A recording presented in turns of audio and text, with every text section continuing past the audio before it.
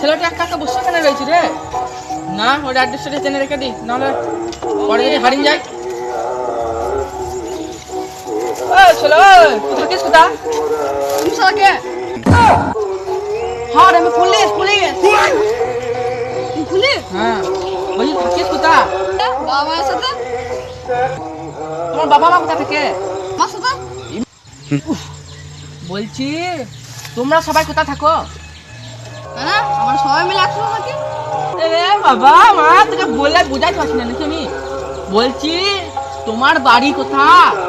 আমার প্রতিবেশীর বাড়ির পাশে। ফুল ফুল বলছি তোমার প্রতিবেশীর বাড়ি কোথা? বাড়ির পাশে।